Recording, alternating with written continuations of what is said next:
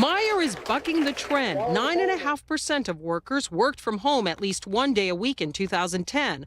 That's up from 7% in 1997.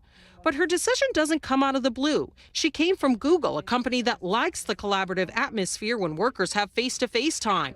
And she is in the middle of a turnaround for Yahoo. We reached out to Yahoo, but the company declined to comment. The website Business Insider did talk to some Yahoo employees, and not all of them are upset.